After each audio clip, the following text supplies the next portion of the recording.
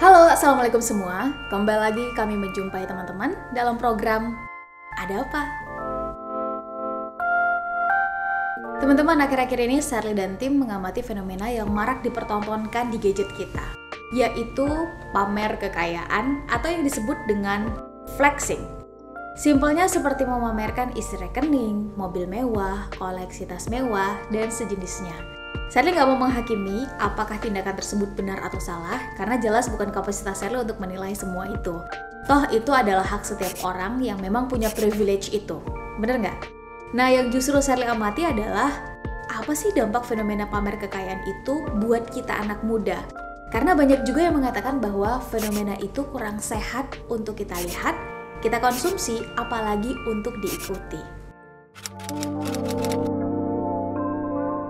Nah, jadi flexing itu apa sih? Well, flexing sebenarnya bukan bahasa akademis ya teman-teman. Namun ini jadi semacam bahasa slang atau bahasa gaul untuk menyebut orang yang pamer kekayaan. Namun untuk menyamakan persepsi, Sherly dan tim udah menyiapkan setidaknya 2 definisi mengenai apa itu flexing atau flex culture. Definisi yang pertama Sherly pinjam dari National Youth Council of Singapore yang mendefinisikan flexing sebagai budaya ingin dilihat atau diperhatikan orang lain dengan barang-barang yang mahal, yang menunjukkan bahwa kita mampu membelinya. Definisi yang kedua adalah dari Cambridge Dictionary yang mendefinisikan flexing sebagai perilaku yang menunjukkan bahwa kita bangga atau senang dengan apa yang kita lakukan atau miliki. Nah, dari 2 definisi tadi, setidaknya kita bisa menyimpulkan bahwa flexing atau flex culture adalah perilaku memamerkan apa yang kita miliki kepada orang lain karena kita merasa senang, karena kita merasa bangga, dan kita merasa lebih diperhatikan oleh mereka. Jadi wajar kalau ada yang menyimpulkan fenomena ini dengan istilah pamer kekayaan. Dan memang dalam flexing ini kita bisa pamer apa aja, tas mewah, sepatu mewah, mobil mewah, saldo ATM, dan sebagainya. Tujuannya adalah agar terlihat kaya atau diakui sebagai orang yang kaya. Ada 2 kata kuncinya, yaitu terlihat kaya dan diakui sebagai orang kaya. Menurut Bailey and Sandra Metz dari Columbia Business School, penyebab flexing adalah keinginan untuk menunjukkan eksistensi diri. Ibaratnya gini teman-teman, kita pengen bilang ke orang-orang, ini loh saya itu kaya. Yang ini ternyata tidak berbanding lurus dengan sikap orang kaya yang sesungguhnya. Karena ternyata sikap orang yang kaya sesungguhnya itu nggak suka pamer, nggak berisik, tidak sedang mencari validasi atau pujian dari orang lain, bahkan malu untuk mengakui kekayaannya sendiri. Menurut Prof. Renald Kasali dalam videonya, orang yang justru sibuk memamerkan kekayaan uang, kekayaan harta bendanya, dan sejenisnya, artinya dia tidak atau belum benar-benar kaya. Sekali lagi teman-teman, video ini dibuat bukan untuk menghakimi siapapun dan pihak manapun. Bukan tentang benar dan salah juga, tapi kita mau melihat dari berbagai sudut pandang. Dari sudut pandang bisnis, psikologi, culture, sudut pandang kita anak muda, dan dampaknya terhadap karakter generasi kita dan generasi sesudah kita. Karena again, karakter itu dibentuk dari habit itu dibentuk dari keputusan, dan keputusan itu dibentuk dari mindset. Dan mindset itu dibentuk dari apa yang kita lihat, kita tonton, kita baca, kita dengar, dan kita diskusikan. Setidaknya ada 2 alasan kenapa fenomena flexing atau pamer kekayaan kurang tepat untuk dipertontonkan pada anak muda. Alasan yang pertama, semakin mempertontonkan financial gap yang ada di masyarakat. Terlepas dari fakta dan teori yang menyebutkan bahwa orang kaya itu cenderung tidak memperlihatkan kekayaan, namun fenomena flexing ini memperlebar financial gap yang terjadi di masyarakat. Teman-teman, kita udah sama-sama tahu bahwa kekayaan itu hanya dikuasai oleh segelintir orang. Ada tipikal orang yang bingung hari ini mau makan di mana. Ada pula jenis orang yang bingung mau makan apa. Tapi kita nggak boleh tutup mata juga bahwa ada mereka yang bingung hari ini kita bakal makan nggak ya? Kita juga udah sama-sama tahu bahwa 10%-an orang kaya di dunia ini menguasai 89%-an lainnya. Gap itu sudah ada dan tidak perlu mempertontonkannya untuk membuat itu semakin nyata. Karena itu justru akan semakin memperparah suasana dan sisi-sisi kemanusiaan, harapan, dan alasan untuk bertahan. Jika ini adalah strategi marketing, maka kepada para influencer yang menggunakannya, bijakkah menggunakan strategi ini? Bagaimana dampaknya kepada yang melihat? Karena jelas, teman-teman influencer yang punya massa tentu memiliki privilege berupa kepercayaan publik. Namun bukankah di balik privilege juga ada tanggung jawab moral yang mengikutinya? Alasan yang kedua adalah gaya hidup materialistis, manipulatif, dan serba instan yang dijadikan sebagai tontonan. Semakin sering kita melihat sesuatu, maka otomatis alam bawah sadar kita juga akan mengamini itu sebagai sesuatu yang biasa. Bener nggak? Dari kebiasaan akan menjadi karakter, dan mau nggak mau menjadi lifestyle atau gaya hidup kita. Nah, flexing ini kan adalah memamerkan kekayaan ya. Entah itu strategi marketing, entah kekayaannya benar atau enggak, tapi gaya hidup yang semuanya diukur dari materi, ini mau nggak mau akan menjadi tontonan yang nantinya akan menjadi karakter. Dan menurut American Psychological Association atau APA, semakin materialistis seseorang, maka akan semakin sulit merasakan emosi positif, semakin sulit untuk berempati, semakin mudah stres dan depresi, hingga bisa menyebabkan penurunan kondisi fisik jika tidak mendapatkan life balance yang baik dari lingkungan sekitar. Sekali lagi nggak ada yang salah dengan menjadi kaya. Namun sisi materialistis yang dipertontonkan, apalagi kalau itu manipulatif, dibuat-buat, ini akan membuat kita, generasi kita, bahkan generasi penerus kita terbiasa untuk melakukan hal yang sama. Bukan tidak mungkin terinspirasi dan menjadikan itu sebagai target dan goalnya juga. Ingin kaya dengan cara yang instan atau cepat tanpa mau melihat prosesnya. Padahal yang mahal dari sebuah pencapaian justru adalah prosesnya. Yang mahal dari seorang pendaki adalah cerita saat ia mendaki. Apa saja yang ia temukan, apa saja yang ia lihat, tantangan apa yang harus dihadapi. Dan yang mahal dari seorang sukses adalah kisah-kisah gagalnya.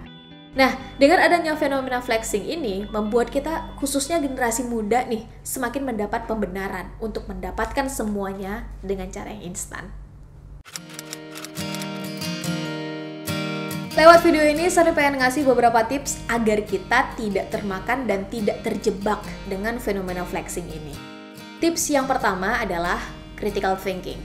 Teman-teman, dasar dari berpikir kritis itu adalah skeptism, mempertanyakan gak percayaan. Saat kita menerima informasi nih misalnya, maka yuk telaah dulu, gak perlu buru-buru responsif mengamini dan mengikutinya. Pertanyakan dulu itu sistemnya gimana, benar atau enggak, siapa yang diuntungkan, dasarnya apa. Kalau itu berita dan informasi, sumbernya dari mana, bisa dipertanggungjawabkan atau enggak. Dengan kita mencoba untuk berpikir kritis, maka setidaknya apapun keputusan yang kita ambil setelahnya itu berdasarkan logika, bukan berdasarkan emosi semata. Tips yang kedua adalah kerjakan apa yang kita ketahui, bukan sekedar ikut-ikutan, dan kalaupun memang kita perlu mempelajarinya terlebih dahulu, dan do research about it. Nah, apalagi ini terkait finansial teman-teman, kita anak muda perlu banget untuk melek finansial, termasuk produk-produk finansial. Kaya bukan tiba-tiba kaya, but there is number speaks behind it. Nah, untuk bisa memperdalam pengetahuan tentang finansial, yang mau ikutan investasi jenis apa nih? Produknya apa aja? Resikonya bagaimana? Keuntungannya seperti apa? Dalam jangka waktu berapa lama? Dan lain-lain. Kita perlu banget tahu dan mengupgrade pengetahuan kita tentang finansial. Salah satu aplikasi yang bisa membantu kita lebih melek finansial adalah Ternak Uang. Dan yang paling saya suka adalah sekarang mereka punya fitur baru yaitu FinCheck. Kita bisa tes kesehatan finansial kita dengan menjawab 7 pertanyaan seputar finansial. Dan dari situ kita bakal tahu status finansialnya kita seperti apa. Apakah rakyat, apakah masuk kategori prajurit, juragan, menteri, atau sultan. Nah, dari sini kita bakal dapat saran dan rekomendasi untuk terus mengupgrade level finansial kita. Supaya kita nggak gampang kemakan flexing-flexing yang sekarang ini marak banget terjadi. Teman-teman tenang aja, fitur ini gratis. Teman-teman cuma perlu mendownload aplikasi Ternak Uang. Yuk, melek finansial bersama Ternak Uang. Saya bakal taruh linknya di box description ya. Tips yang ketiga adalah filter sosial media kita. Karena kita adalah tuannya. Di era dimana sekarang semuanya serba digital, maka it's not just about the gun, it's about the man behind the gun. Ini bukan hanya tentang alatnya, ini tentang siapa di balik alat itu. Karena harus kita akui, sosial media itu bebas nilai. Jadi bukan tentang sosial medianya, namun kita yang mampu mengendalikan diri dalam menggunakan sosial media itu, agar tidak termakan fenomena-fenomena flexing yang akhir-akhir ini semakin sering terjadi. Tips yang keempat adalah fokus pada goal kita. George Lucas pernah mengatakan, "Always remember your focus determines your reality." Fokus kita menentukan realitas kita. Artinya, kemana fokus kita tertuju, maka itulah perilaku atau hal-hal yang akan menjadi bagian dari kebiasaan dan keyakinan kita.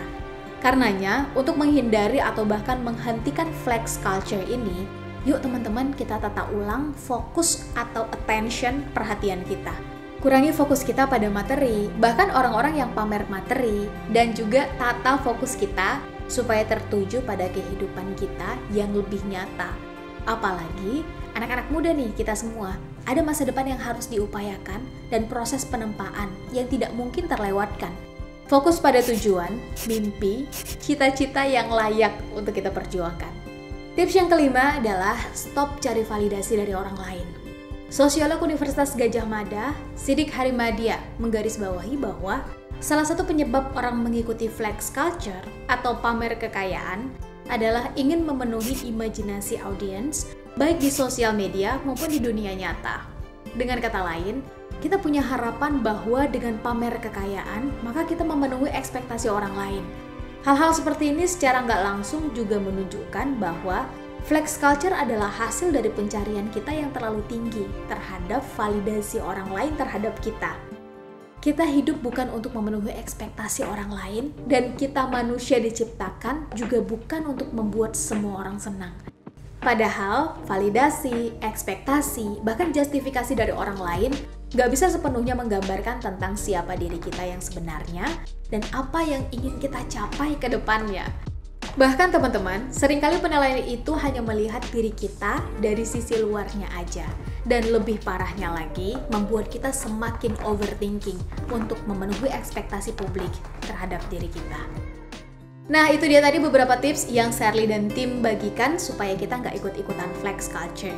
Atau nggak kemakan nih dengan fenomena ini. Sekali lagi, kaya memang nggak salah, tapi menunjukkannya pada orang lain, apalagi sampai memanipulasi keadaannya, yang perlu sama-sama kita cermati dan kritisi. Yuk, fokus untuk bertumbuh dan sebarkan energi positif. Terima kasih teman-teman sudah menonton video ini sampai akhir. Sampai bertemu di video selanjutnya. Assalamualaikum warahmatullahi wabarakatuh.